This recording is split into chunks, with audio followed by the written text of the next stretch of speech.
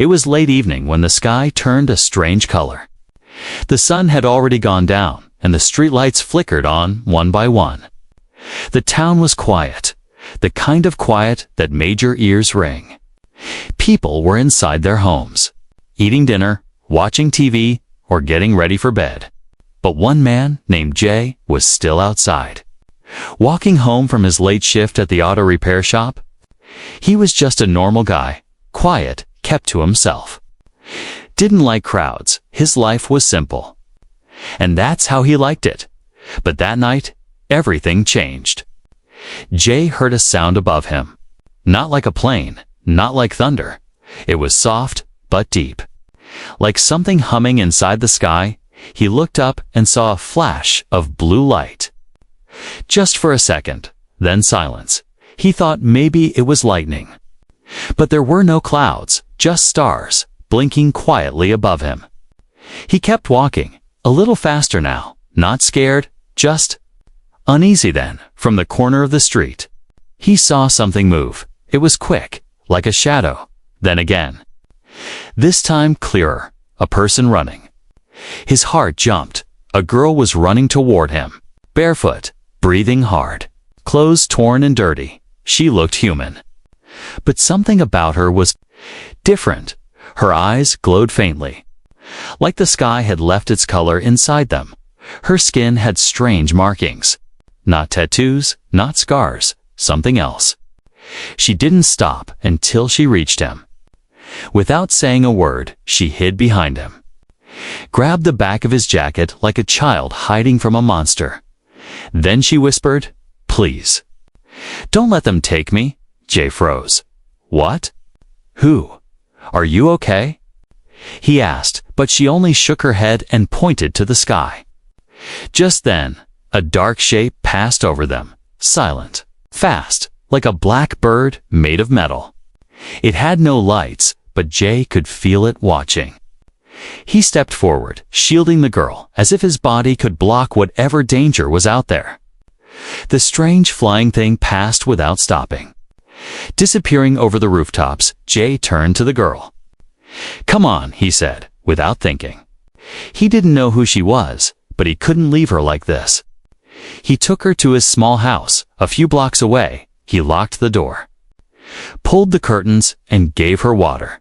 She sat on his old couch, shivering, still holding something tight in her hands, a small metal object, smooth and glowing a little. Jay tried to ask questions, but she didn't answer much, only a few words. Her name was Sierra. She had escaped, and they were after her. She said something about Earth being next, but it didn't make sense. He brought her a blanket and sat across from her. "Are you an alien?" he asked, half joking, half serious. Sierra looked at him, and for the first time, he saw tears in her eyes. She nodded slowly. Jay didn't know what to say. Aliens? Hunted? Was this a joke? A dream? But deep inside, he knew it was real. The fear in her eyes wasn't fake. The thing in the sky wasn't normal. The device in her hands didn't look like anything from Earth. "What do they want?" he asked quietly. Sierra opened her hand and showed him the device. It was warm to the touch, and it hummed softly. She looked at him and said, "If they get this, Earth is finished." Jay leaned back, his mind racing. What had he just stepped into? Who was this girl? What did that machine do? And why did she run to him, of all people? Before he could ask more, Sierra's body jerked. The device started to blink fast, glowing red now. She grabbed his arm and whispered, "They found us." A low hum filled the air outside, growing louder. Jay ran to the window and peeked through the curtain. His eyes widened. Outside, floating just above the street, was a ship, silent, dark, and waiting. He turned back to Sierra, who was standing now, weak but ready. Jay felt something rise inside him. Fear. Yes, but also something stronger. He didn't know who these things were, or what they wanted, but one thing was clear. They weren't going to take her. Not while he was here. He looked at her and said, "Stay behind me." The ship outside hovered for a few more seconds. Then, just like that, it flew away into the dark sky. No noise, no wind, no flash, just silence. Jay stayed by the window for a long moment. His heart beating fast, Sierra stood behind him, holding the glowing device close to her chest, her face pale. "They didn't come in," Jay said finally. Sierra nodded, but her voice was flat. "They will. Next time, they will not miss." Jay had so many questions in his head. Who were they? What did they want? Why was this girl being hunted like an animal? And what was that thing she was holding? The thing she said could destroy Earth. He turned to face her. "Okay, we need to talk," he said. "I need to understand what's going on." Sierra sat down on the floor. Legs crossed, the device resting in her lap. She touched the side of it, and it opened, not with a click, but with a soft hum. A small screen appeared. Showing something like a star map, Jay knelt beside her. Watching as tiny glowing dots moved across the screen, she pointed to one dot, then to another. "This was my home," she said quietly, "and this is your home?" Jay stared, trying to understand the distance between the 2 points. It looked like light years apart, maybe more. "How did you get here?" he asked. She replied, "Escape pod. I broke their rules. I ran." Jay couldn't believe it. She had come from another star system. Alone, but something about her voice, her eyes, her fear, it made everything feel real. She tapped the screen again. The map changed. And now Jay saw red marks appear on many of the stars. She said, "These planets." "Gone?" he asked. "Gone? What do you mean?" She replied, "Destroyed, used, nothing left." Jay swallowed hard. "And Earth is next." Sierra nodded. "They mark, they watch, they plan. Then they take." Jay leaned back against the couch, trying to stay calm. Everything in his world had changed in less than an hour. An alien girl was sitting on his floor, showing him planets that were wiped out. And Earth was one of the targets. "Why are they after you?" he asked. Sierra hesitated, then said, "Because I took this." She pointed at the device. "This has what they hide. This has what they fear." Jay leaned closer. "What is it?" She looked down, then back up at him. "It is their signal, their plan, their voice. If I give this back, they continue. If I destroy this, they stop, but they will kill to keep it." Jay didn't know what to say. He was just a mechanic, not a soldier, not a scientist. But now he was caught in something much bigger. That night, Jay couldn't sleep. He sat near the window, watching the sky. While Sarah slept curled up on the couch, every sound outside made him tense. Every car that passed made him reach for something to defend them. He didn't know what he would do if the ship returned. But one thing was clear, Sierra had trusted him. And now he was responsible. In the morning, Sierra was already awake. Looking out the back window, she said, "They send drones first." To search, Jay looked out and saw nothing. Just trees and quiet streets. But then, above the trees, something moved. A small black drone, almost invisible, floated in the distance. Sierra grabbed his arm. "We must go. They are close." Jay packed quickly. Water, food, flashlight, and whatever tools he thought might help. Sierra wrapped the device in a cloth and hid it under her coat. They left through the back door, walking quietly through the alleyways. Jay knew a place, an old storm shelter behind the town library. Locked and forgotten, they stayed hidden for hours. The only light coming through the cracks in the door. Jay whispered, "Why did you come to me?" Sierra looked at him with tired eyes. "You were alone. You did not run. You stood in front of me." Jay felt a strange mix of pride and fear. He had always felt like a nobody, someone who didn't matter. But now, someone had trusted him with the future of the planet. He didn't know why. But he wasn't going to let her down. Later that day, they heard footsteps above the shelter. Voices speaking in a strange language mixed with static. Jay held his breath. Sierra clutched the device tight. Then the footsteps faded. The voices moved on. Jay exhaled, but Sierra's eyes stayed wide. She turned to him slowly and whispered, "One of them is not alien. One of them is human." Jay stared at Sierra, trying to understand what she had just said. "A human?" he whispered. "You mean?" "One of them was human." Sierra nodded slowly, her face pale. "They help the invaders. Some humans work for them. They get power, safety, technology. In return, they tell the aliens where to go, who to take." Jay felt a chill run down his spine. He had always thought the enemy would come from the sky. Not from next door. He thought of the town, his neighbors. The people at the gas station. The mayor? Who could it be? Sierra leaned back against the cold wall of the shelter. Her eyes tired. I saw his face. He was talking to the drone, giving it directions. "Do you know who it was?" Jay asked. Sierra hesitated. Then shook her head. "I don't know his name. But I'll remember his face." Jay knew they couldn't stay hidden much longer. The shelter was old, damp, and it had no food. They needed a place where Sierra could rest. Somewhere safe, if such a place even existed now after dark. They left the shelter and moved through the shadows. Jay guided her through back streets and quiet roads. He didn't speak much, but his mind was spinning. Who could be helping the enemy? Was it someone he knew? Someone he trusted?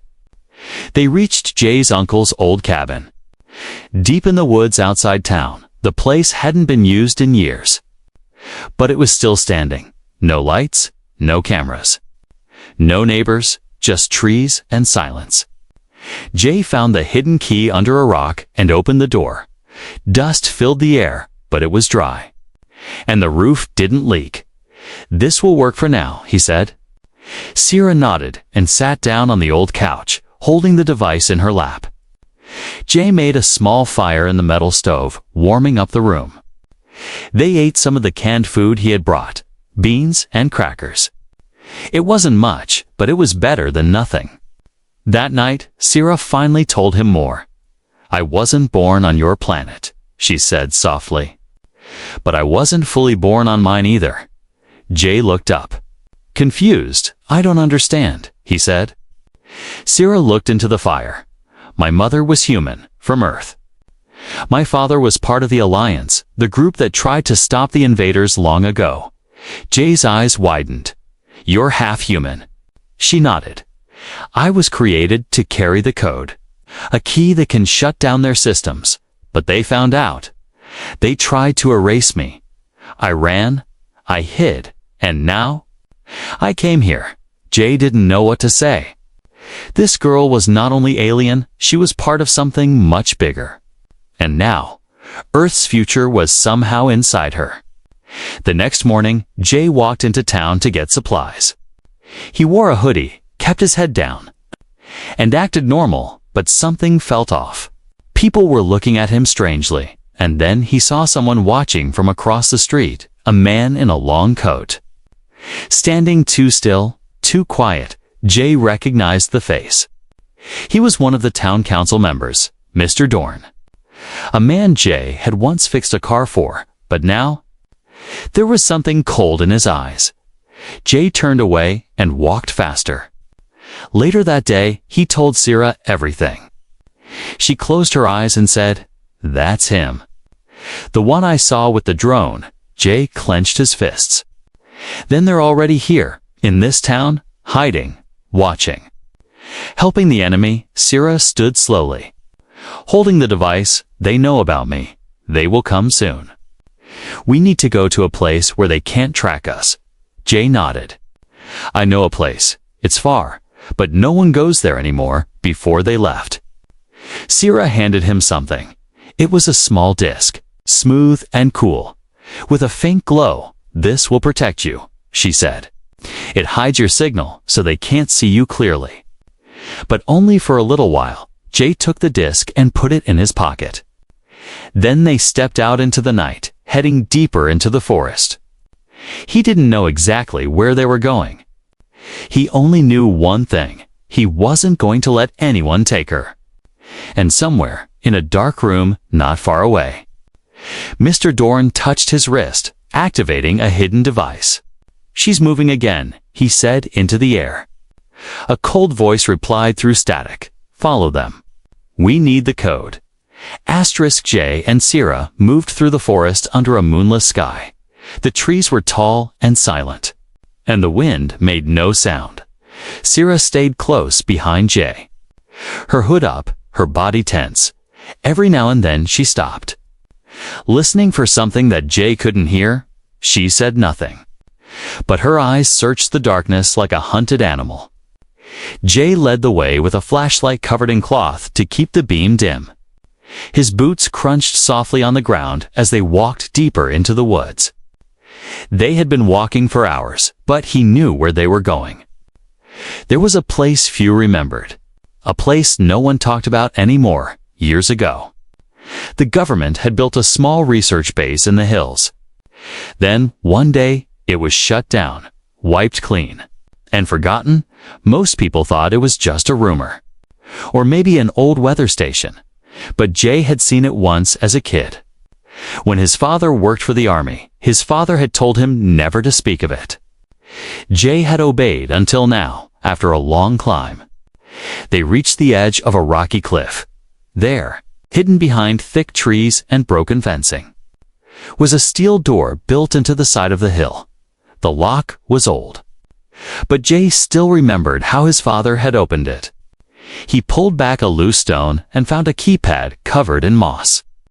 The buttons still worked, though they clicked slowly. Jay entered the code he had memorized long ago.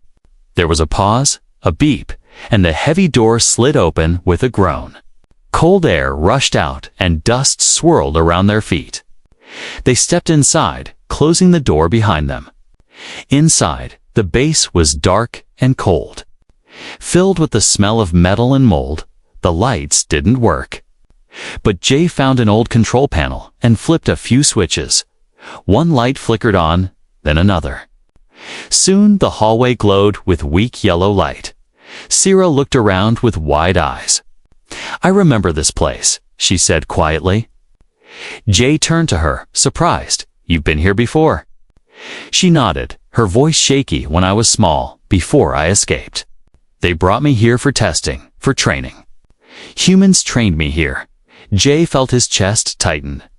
She wasn't just hiding here. She had once lived here. This place held her past, her pain, her secrets. They walked deeper into the base, passing empty rooms, broken chairs, and old machines. Sierra touched the walls now and then, as if her hands were searching for lost memories. In one room, she stopped, staring at a cracked mirror. "I was in this room when they told me my father was gone," she whispered. "They said he died in the war against the invaders, but I heard the truth. He was captured, turned into one of them." Jay didn't know what to say. This girl had lived through so much more than he could imagine. He placed a hand on her shoulder. Gently, "You're not alone anymore," he said. In another room, they found an old locker sealed shut. Jay pried it open with a metal rod, and inside was a black case. He opened it and found files, photos, and a strange helmet with wires. The label on the case read, "Project Dawn, Earth's Last Hope." Sierra looked at the file, and her hands began to shake. "This is it," she said. "This project was about me. They placed a memory lock inside my mind, so the code would be hidden even from me." Jay read the file slowly. It explained that Sierra's mind held the shutdown signal for the alien systems, a powerful code that could end their entire network. But the code had been sealed inside her, protected by pain and memory. She would only remember it under the right conditions. Sierra sat on the floor, breathing hard. "I have to remember," she said. "But it will hurt." Jay knelt beside her. Then, I'll be here when you do. Just then, the base lights flickered and buzzed. Sierra looked up sharply. They found us, she said. Jay stood, grabbed a metal rod, and looked toward the entrance. How? They tracked the power. Even old systems make noise to them. A distant thump echoed through the base. Someone, or something, was at the door. Sierra looked at him, her voice steady. If they get to me before I remember the code, everything is lost. Jay gripped the rod tighter and stepped forward. Then we don't give them the chance. The steel walls shook slightly as the enemy moved closer. But inside that forgotten place, in the heart of fear, Jay stood tall. Not as a soldier, not as a hero, but as a human who refused to give up. The steel walls of the old base echoed with distant thumps. Each sound felt heavier than the last, like something massive was approaching. Jay stood near the main hallway, holding a metal rod in one hand, a flashlight in the other, beside him. Sierra sat on the cold floor, her hands shaking, her eyes closed. The file from the locker lay open in front of her, showing diagrams of her brain, her training, her purpose. They're coming fast, Jay said quietly. Sierra didn't answer. Her breath was uneven, like she was fighting something inside herself. Jay knelt next to her and touched her shoulder. Talk to me, Sierra. What's happening? She opened her eyes slowly, and they were glowing again, brighter than before. I need to unlock the memory, she whispered. But it's buried deep. They sealed it with pain. Only if I go back and face it can I remember the code. Jay didn't like the sound of that. What do you mean? Pain? Sierra's voice was low, almost a whisper. I was a child when they did it. I saw things I wasn't supposed to see. I lost people I loved. They made sure I couldn't remember the code unless I was willing to feel it all again. Jay looked at her face and saw something he hadn't seen before. Not just fear, but strength. She wasn't running anymore. She was choosing to fight. You're not alone, he said. I'll be right here. If it hurts, hold on to me. Don't go through it alone. Sierra nodded and closed her eyes again. She held the strange helmet from the locker and placed it over her head. Wires dangled from it like roots. And when she pressed a button, the metal clicked softly. The base lights dimmed for a second, then flickered. Something was happening inside her mind. Jay sat close, watching her face. At first, she looked calm. Then her lips trembled, her hands clenched. Tears rolled down her cheeks, even though her eyes stayed shut. She was reliving something dark.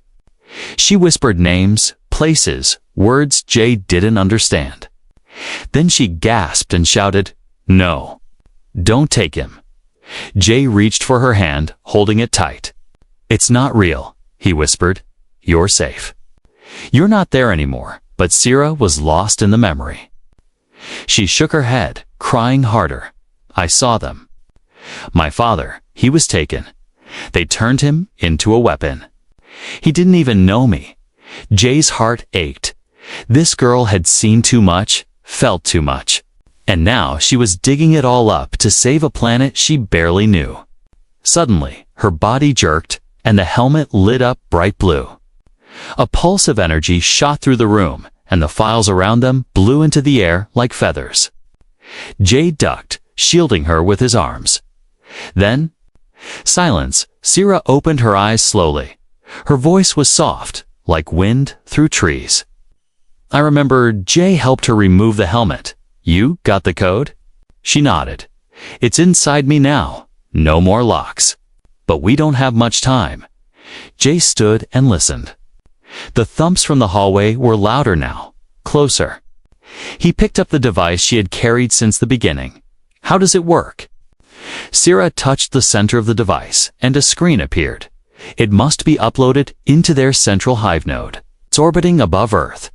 The mothership. Jay blinked. "How are we supposed to reach space?" Sierra pointed to a sealed chamber at the end of the hallway. This base had a launch tunnel for testing. if the systems still work. We can use it. Jay stared at her, stunned. Wait, you mean this base has a ship? Sierra stood slowly, her strength returning. It was built for emergencies. Small, fast, hard to track. It's our only chance. Jay looked toward the sealed chamber. Then toward the hallway where the enemy was still coming. Then we better move now. He helped Sierra to her feet and grabbed the files, the device, and anything else that looked useful. They rushed down the hallway as the walls began to shake. The invaders were cutting through the outer door. Sierra activated the control panel near the chamber door. It took a few seconds, then the heavy gate groaned open. Inside was a small, sleek ship, dusty but intact. It looked like it hadn't been touched in years. Jay smiled in disbelief. Well, I've never flown anything before. Sierra gave him a weak smile. Then I'll teach you fast. Just as they stepped into the ship, the door behind them burst open. Dark figures entered the base. Glowing eyes scanning the room, Jay hit the close button and the ship door sealed shut. The launch tunnel began to fill with light. Engines hummed, systems flickered to life. Sierra sat in the front seat, strapping in. Next stop, orbit, she said. Jay strapped in beside her. Let's go save the world. The small ship shook as it shot up the launch tunnel. Dust and old metal flew past the windows while alarms echoed through the base behind them. Jay held the side of his seat tightly, feeling the pressure rise in his chest. Sierra sat beside him, calm but focused, her hands moving quickly across the controls. Outside, the sky turned from black to deep blue. Then to the endless dark of space. Jay had never imagined he would leave Earth. He was just a mechanic, a quiet man in a quiet town. But now he was flying toward a battle that could decide the fate of the entire planet. It didn't feel real, but the fear in his chest was real. So was the trust he had in the girl beside him. There, Sierra said, pointing to the screen. Jay leaned forward and saw a huge shape in orbit. Just above Earth, the alien mothership. It was dark, wide, and alive like it was breathing slowly in the cold of space. Sierra explained, "That's the hive node. If we get close, I can send the code.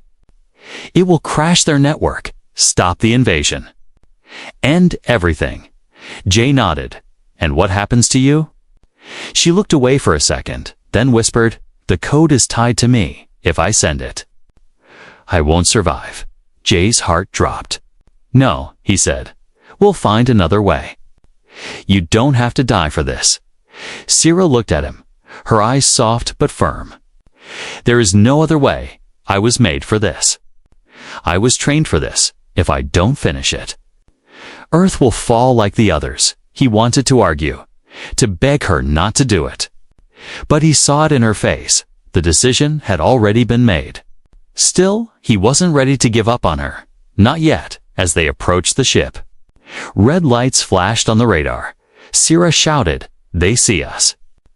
They're sending fighters." Jay looked outside and saw several small alien ships speeding toward them, fast, sharp, glowing red. "I'll fly," he said, taking the control stick. "You guide me." Sierra nodded. Sharp left in 3, 2. Now, Jay turned hard, and the ship dipped just in time to dodge a laser blast. Another blast missed them by inches. He could feel the heat through the side of the ship. They weaved between the enemy ships, dodging fire. Jay had never flown anything like this, but his hands moved with surprising skill. Sierra watched him, amazed. "You fly like you were born in the stars," she said. Jay smiled tightly. "I drive a pickup back home." One of the enemy ships locked on behind them. Sierra flipped a switch and fired a counterblast. The alien ship exploded into light. They didn't cheer. There was no time. The mothership was close now. Its surface was covered in strange symbols. Lights that pulsed like veins, Sarah said, there, on the spine. That's the signal tower. Jay aimed the ship toward it as more enemies followed behind. We'll only get one shot as they neared the signal tower. The ship shook violently. An enemy blast had hit the rear. Smoke filled the cabin. Alarms screamed. Jay fought to keep them steady. Sierra opened the device and began the upload process. "It needs 30 seconds, she said. Jay gritted his teeth. "We might not have that much time." One of the screens sparked, and part of the engine caught fire. The ship started to spin. Jay unbuckled his seat and crawled to the back to kill the flames. "Sierra, you good?" He shouted. "I'm close," she called back. Her voice steady, but her hands were shaking, and her skin was turning pale. Jay returned to the cockpit, grabbed the controls, and held the ship steady with everything he had. Sierra looked at him one last time. "Thank you," she said, "for seeing me, not as a weapon, not as a thing, but as a person." Jay's eyes filled with tears. "No, I'm not losing you like this." He grabbed the device, pulled out a wire, and connected it to his own hand. Using the chip she had given him before, a small jolt of pain ran through his arm. The device flickered and continued uploading. Sierra gasped. "What are you doing?" Jay answered. "We do this together. You gave me a piece of your world. Now I give you a piece of mine." The ship shook again, but the signal reached the tower. Lights all across the mothership turned blue, then flickered, then went dark. The enemy fighters froze in space, powerless. The invasion was over. The ship's systems went quiet. Sierra collapsed into Jay's arms, weak but alive. He held her close, whispering, "You're safe, we're safe, outside." Earth floated below them, peaceful, unaware of how close it had come to being lost. And inside the broken little ship, two souls rested, one human, one half-human, both heroes, both still breathing. The stars outside the ship blinked like slow, distant fireflies. Everything was still, silent, calm. But inside the cockpit, Jay held Sierra in his arms, her body limp, her breathing shallow. The device had stopped glowing. The upload was complete. The code had worked. The invasion was over. But the cost had nearly been everything. "Sierra," Jay whispered, brushing her hair back gently. Her skin was cold. Her lips barely moved. But she was alive, barely. Her body had taken the damage meant for both of them. She had given everything, and yet she had survived. A soft beeping sound came from the ship's console. Jay looked over and saw a new signal flashing on the screen. It was from Earth, a human signal, a military frequency. They had seen the explosion of light in orbit. They were asking, "Who are you? What just happened?" Jay pressed the button and replied, his voice shaking, "This is Jay Carter, civilian. I'm with someone named Sierra. She just saved your world." There was a pause on the other end. Then someone said, "Stand by. We're bringing you home." Jay leaned back, holding Sierra close. He looked out the window at the blue planet below. He thought of his town, the quiet streets, the simple life he had once lived, all of it still there, still safe. Because of the girl lying in his arms, the return ship arrived in less than an hour. Two humans in pressure suits entered their cabin, shocked to find Jay alive. And even more shocked when they saw Sierra. One of them whispered, "She's not from here," Jay replied. "She's more human than most people I know." They were taken to a clean, quiet medical center on a floating station. Jay watched from a window as doctors worked on Sarah. Machines hummed, lights blinked. He couldn't do anything but wait. While he waited, news began to spread on Earth. The alien fleet had gone dark all over the world. Enemy ships fell from the sky, silent, powerless. People came out of their homes, looking up in wonder. Soldiers who had been fighting stopped, confused but relieved. And then the truth came out. The broadcast was short but powerful. A simple video was shown to the world. Jay, standing in the ship, holding Sarah. His voice clear, she didn't come to hurt us. She came to warn us, to protect us. She gave us a chance to fight back. And she trusted me, a nobody with everything. The world listened. And for once, it didn't argue. There were no borders, no flags. Just one simple truth. Humanity had been saved by something not entirely human. And by a man who chose to protect instead of fear. Jay was taken back to Earth, a quiet hero. People wanted to interview him, offer him medals, titles, rewards. But he didn't care about any of that. All he wanted was for Sarah to wake up, and one morning. She did. She opened her eyes slowly in a hospital room filled with sunlight. Jay was sleeping in the chair next to her bed. His head resting on his arms. Sarah turned her head, weak but smiling. "You snore," she whispered. Jay jumped, then laughed, wiping his eyes. "You're awake. You didn't leave," she said. "Never," he replied. Over the next few days, she got stronger.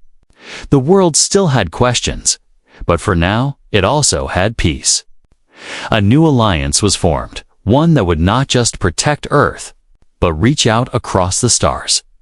This time, with kindness instead of conquest, Jay and Sarah were invited to speak at the first Interplanetary Council. She stood there in front of leaders and scientists. Scars still on her skin, eyes glowing softly. She told them her story, how she had been created to hold a secret, how she had been hunted, and how she found a friend who stood between her and danger. Without even knowing why, when she finished, Jay stepped forward and said just one thing. "She came to me, scared and alone. Now the world knows what she did. She didn't come to take from us. She reminded us who we are, the kind of people who fight for each other." The room stood in silence. Then came a soft applause, then louder, until the whole hall shook with the sound of a world saying thank you. Later, in the quiet of a peaceful evening, Jay and Sarah sat on a rooftop, looking at the stars. She asked, "Do you think I'll ever feel like I belong?" Jay smiled. "You saved the world. I think you already do." And as the stars blinked gently above them, Sarah leaned her head on his shoulder, not as a fugitive, not as a weapon, but as a girl who had finally found home.